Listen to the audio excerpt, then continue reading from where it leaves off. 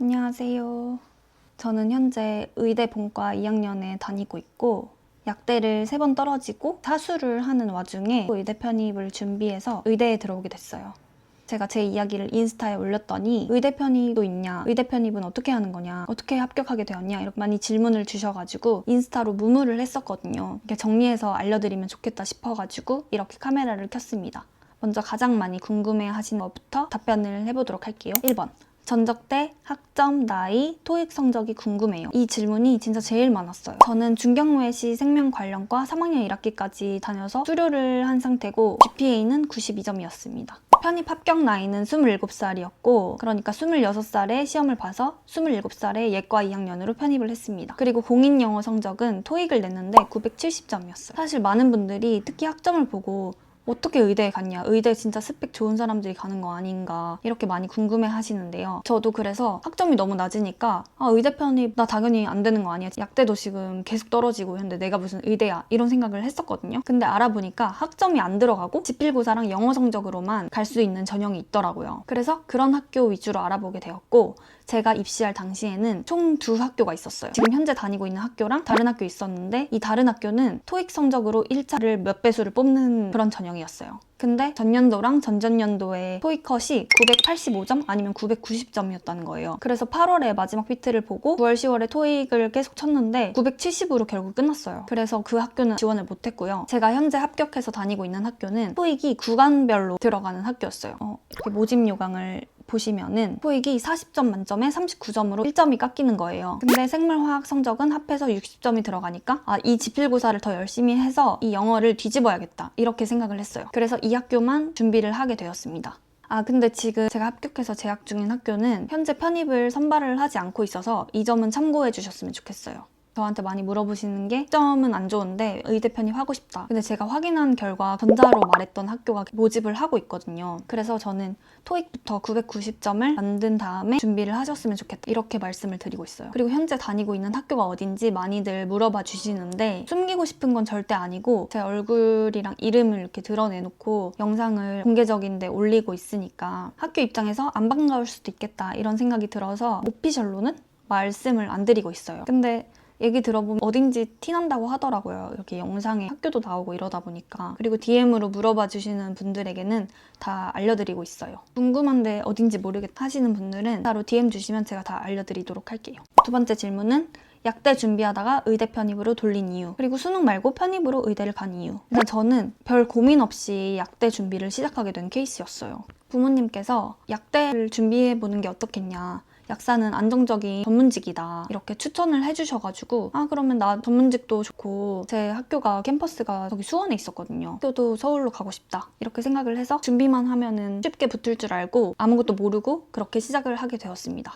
그런데 막상 준비해보니까 그렇게 해서 붙을 시험이 절대 아니었고 내가 이걸 왜 시작했지? 이런 의문이 계속 들었어요. 내가 진짜 너무 간절해서 시작한 것도 아니니까 그걸 버티기도 힘들었고 그래도 해야지 이렇게 생각하다가도 막판 가면은 흐트러지고 이런 게 반복돼서 결국 3년을 불합격을 했습니다. 그러다가 의대 편입이 있다는 걸 알게 됐어요. 그리고 저는 좀 수험 생활을 하면서 철들었다고 해야 되나? 이제 좀 정신을 차려서 이번에는 진짜 후회 없이 해보자. 내가 지금 이 나이 먹고 공부하고 있는 거 절대 당연한 거 아니고 여기 빨리 떠야 된다. 빨리 뭔가 붙어야 된다. 이런 생각을 하면서 간절한 마음을 가지게 됐어요. 마침 그때 슬기로운 의사생활도 보게 되었거든요. 물론 좀 픽션이라고는 하지만 그런 것도 저한테 영향을 주면서 나 진짜 저런 최송화 선생님 같은 의사가 돼야겠다. 이렇게 갑자기 이렇게 뭐에 홀린 것처럼 준비를 하게 되었어요.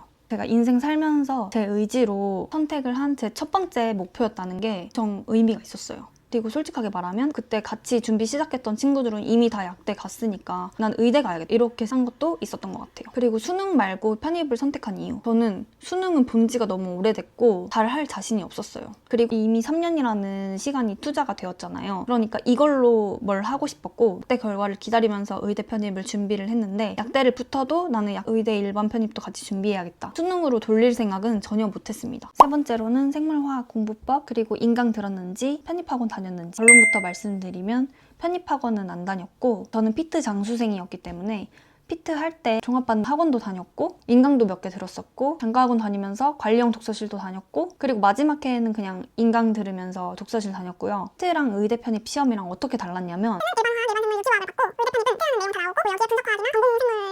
좀 더 범위가 넓었어요. 요즘에는 어떤지 모르겠는데 그때는 피트보다는 난이도는 많이 낮다고 그랬었어요. 왜냐면 피트는 추론 문제가 많이 나왔는데 의대 편입은 그냥 많은 내용을 꼼꼼하게 외워서 시간 어택으로 이렇게 풀어내는 그런 시험이었습니다. 그래서 의대 편입만 준비할 때는 개념은 박선우 선생님 통합이론 4권 그거 받고 그리고 화학은 박인규 선생님 편입 대비 2000제인가 풀었습니다.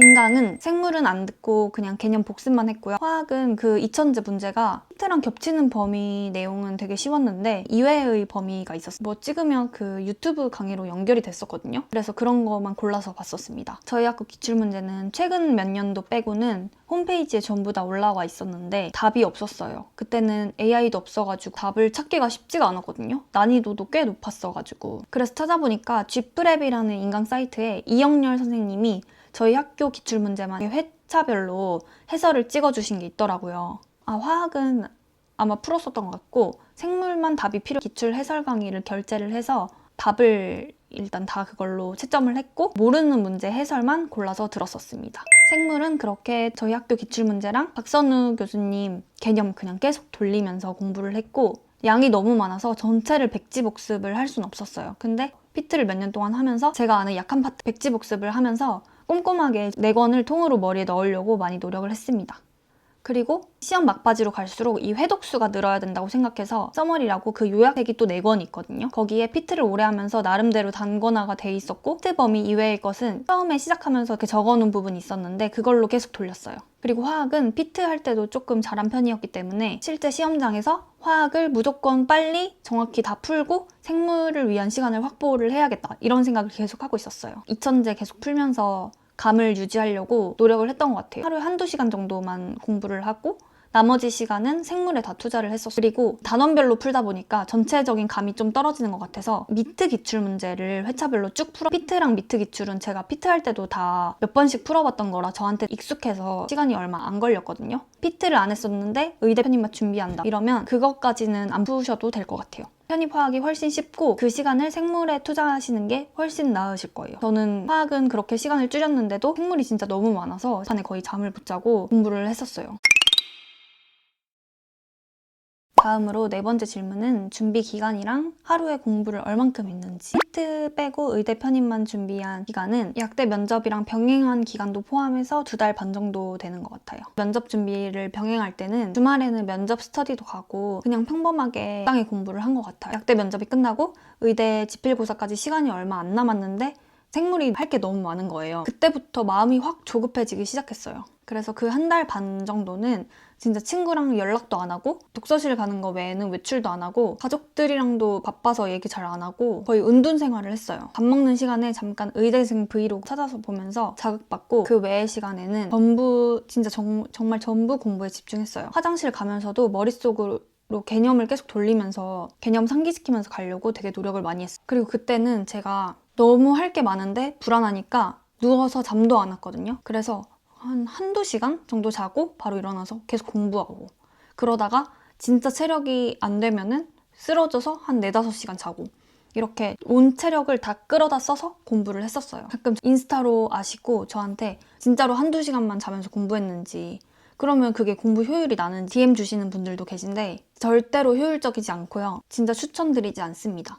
특히 수능 같은 시험에는 진짜 더 말도 안 되는 방법이고 저는 그렇게 할 수 있었던 이유가 단기간이기도 했고 제가 본 의대 편입 지필고사는 추론 문제가 많이 없었어요. 그냥 냅다 외워가지고 최대한 많이 외우는 사람이 합격하는 시험이었고 어차피 자려고 누워도 걱정만 되고 머리만 아프고 잠도 안 오고 이러니까 그럴 바에야 앉아서 공부하자. 그렇게 해서 선택한 방법이에요. 제 영상을 보시고 어떻게든 잠을 줄여가지고 합격을 해야겠다 이런 생각은 절대로 안 하셨으면 좋겠고요. 저처럼 막판에 몸을 갈아 넣는 것보다 미리미리 해서 저런 상황을 안 만들어야지 이렇게 생각을 하셨으면 좋겠어요. 의대 편입 준비하기 전에 나는 왜 이렇게 열심히를 못하지? 다른 애들은 앉아서 할 일 열심히 다 하는데 나는 하기도 싫고 그런 마음이 안 생기는데 진짜 노력도 재능이다 이렇게 생각을 했을 때가 있었어요. 근데 제가 진짜 진정으로 원하는 게 생기니까 이게 되더라고요. 그리고 그때 진짜 치열하게 했던 경험이 본과 생활을 하고 있는 저에게 큰 힘이 돼요. 시험 공부하다가 그냥 너무 힘들고 자고 싶고 다 포기하고 싶고 이럴 때가 있거든요. 그때